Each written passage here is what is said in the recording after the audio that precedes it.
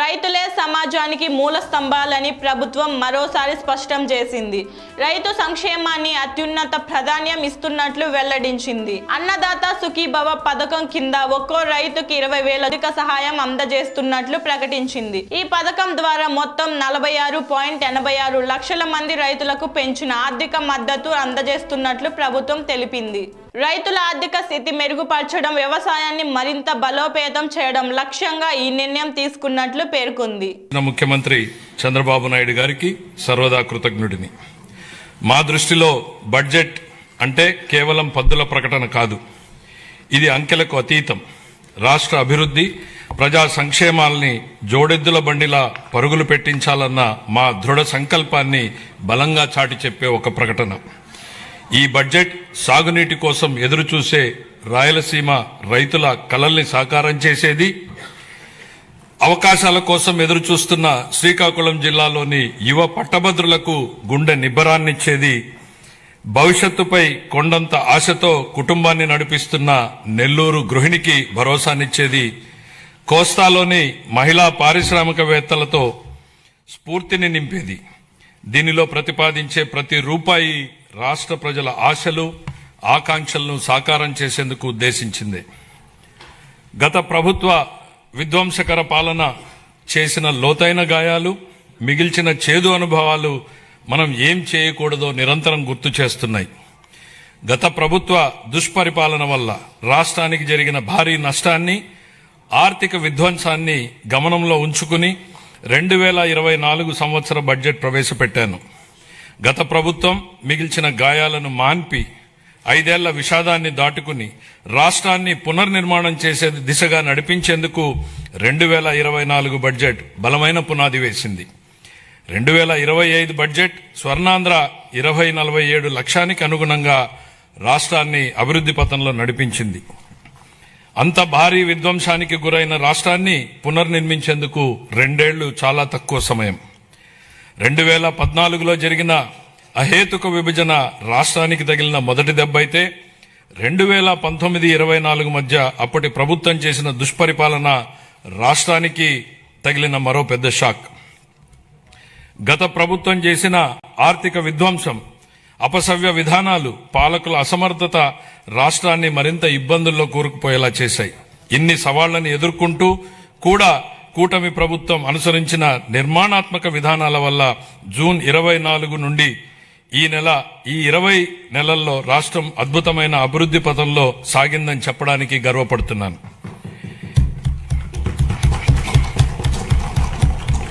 ఇప్పటి వరకు మనం ఏం సాధించాం, ఇప్పుడు ఎక్కడున్నాం, ఇంకా చేయాల్సిందేంటి అన్న అంశాల్ని కూలంకిషంగా ముదింపు చేసుకుని ఈ బడ్జెట్ ని రూపొందించాం. అటు ఉత్తరాంధ్ర నుంచి ఇటు రాయలసీమ వరకు ప్రజల జీవితాల్లో గొప్ప మార్పు తేవడం ఈ బడ్జెట్ ఉద్దేశం. మా లక్ష్యం కేవలం కాగితాలపై కనిపించే వృద్ధి లెక్కలు కానే కాదు, అభివృద్ధి సంక్షేమ ఫలాల్ని క్షేత్రస్థాయిలో ప్రజలకు అందేలా చేసి వారి జీవితాల్లో వెలుగులు చూడాలన్నదే మా తపన. విధ్వంసం నుంచి వికాసం దాకా 24 జూన్ నుండి ఇప్పటిదాకా సాగిన అభివృద్ధి ప్రయాణం నిజంగా అద్భుతం. 24-25లో అధికారంలోకి వచ్చిన మొదటి సంవత్సరంలోనే ఆర్థిక వ్యవస్థను మళ్లీ గాడిలో పెట్టాం. 19-24 మధ్య 10.3% పడిపోయిన ఆర్థిక వృద్ధి రేటుని 24-25లో 11.75% పెంచాం. 25-26లో ఎదురైన అనేక భౌగోళిక ఆర్థిక అనిశ్చితులను సృష్టించిన ప్రతికూల ప్రభావాల వల్ల ప్రపంచ ఆర్థిక వ్యవస్థ ఆటుపోట్లను ఎదుర్కొంది. కానీ భారత్ మాత్రం స్థిరంగా నిలబడింది. జమ్మూ కాశ్మీర్లో అమాయకులైన పర్యాటకుల్ని పొట్టన పెట్టుకున్న ఉగ్రవాద మూకలకు ఆపరేషన్ సింధూర్ పేరుతో భారత ప్రభుత్వం గట్టి జవాబునిచ్చింది. ఉగ్రవాదం, భౌగోళిక రాజకీయ అనిశ్చితులు, సుంకాల యుద్ధంతో తలెత్తిన ఉద్రిక్తతలకు భారత్ చలించదని ప్రధాని నరేంద్ర మోడీ నాయకత్వం ప్రపంచానికి బలమైన సందేశం ఇచ్చింది. భారతదేశానికి ఆయన నాయకత్వం భారత్ను శక్తివంతంగా తీర్చిదిద్దింది, ఆత్మవిశ్వాసంతో తలెత్తుకునేలా చేసింది. ఆయన ఈరోజు భారత ప్రపంచ వేదికపై సగర్వంగా తలెత్తుకునేలా చేశారు. కాబట్టే భారత్ కి బులంద్ పెహచాన్ హై మోడీ అని యావత్ జాతి మొత్తం మోడీ నాయకత్వాన్ని అండగా నిలబడింది. భారత్ ఎట్టి పరిస్థితుల్లోనూ ప్రజల ప్రయోజనాల విషయంలో రాజీ పడబోదని ప్రపంచానికి అర్థమైంది. ప్రపంచంలో అనేక అస్థిర పరిస్థితులు ఉన్నప్పటికీ ప్రధాని నరేంద్ర మోడీ గారి నాయకత్వంలో భారత్ 8% వృద్ధి రేటును సాధించి సత్తా చాటింది. భారతదేశంతో పాటు ఆంధ్రప్రదేశ్ కూడా ప్రపంచ వేదికపై వెలుగు లీనుతోంది. విశాఖపట్నంలో ఏఐ డేటా సెంటర్ ఏర్పాటు చేయాలన్న గ్లోబల్ ఐటీ దిగ్గజం గూగుల్ నిర్ణయం ఒక్కసారి ప్రపంచ దేశాలన్నీ ఆంధ్రప్రదేశ్ వైపు తలెత్తి చూసేలా చేశాయి. దాన్ని బాహుబలి ఒప్పందంగా పేర్కొనవచ్చు. ప్రపంచ పెట్టుబడులకు గమ్యస్థానం ఆంధ్రప్రదేశ్ అని ఆ ఒప్పందం రుజువు చేసింది. గౌరవ ముఖ్యమంత్రి చంద్రబాబు నాయుడు గారి సమర్థ నాయకత్వం, మరి యువ నాయకుడు గౌరవ మంత్రివర్యులు శ్రీ నారా లోకేష్ గారి విశేష కృషి వలన ఇది సాధ్యమైంది. ఇంతేకాదు, రాష్ట్రంలో పెట్టుబడులు వస్తున్నాయి, ప్రభుత్వంపై నమ్మకం పెరిగింది అంటే అది గౌరవ ముఖ్యమంత్రి గారి దార్శనికత పాలన మరియు గౌరవ ఉప ముఖ్యమంత్రి శ్రీ పవన్ కళ్యాణ్ గారి విశ్వసనీయ భాగస్వామ్యం వల్లనే సాధ్యమైంది. ఈ మార్పుకి సారథులు మన రాష్ట్ర ప్రజలేనని మేం బలంగా నమ్ముతున్నాం. 2024 జూన్లో రాష్ట్ర ప్రజలు ఎన్డీఏకి కనీ విని ఎరుగని రీతిలో ఘన విజయం కట్టబెట్టినప్పుడే ఈ మార్పు మొదలైంది. ప్రజలు మాకు వేసిన ప్రతి ఓటు వెనుక వారి ఉద్దేశం బలంగా స్పష్టమైంది. ప్రజలు వారితో పాటు వారి పిల్లలకు సురక్షితమైన బంగారు భవిష్యత్తు కోసమే ఎన్డీఏని అధికారంలోకి తెచ్చారు.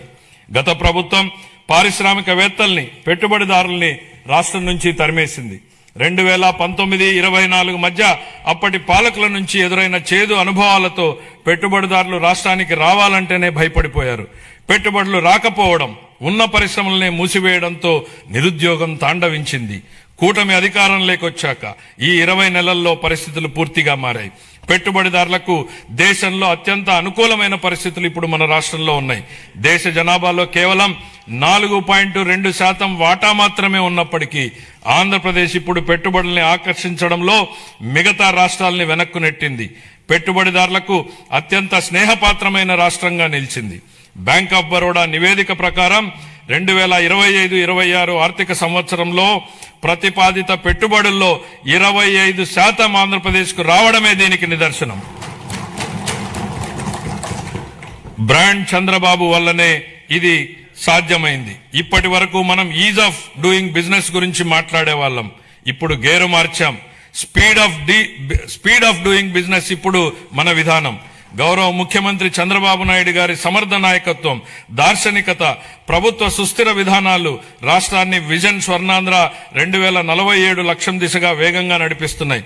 ఆంధ్రప్రదేశ్ భవిష్యత్తుని స్వర్ణమయం చేసే మహాక్రతువులో గౌరవ ముఖ్యమంత్రి గారి చారిత్రాత్మక పాత్ర పోషిస్తున్నారు.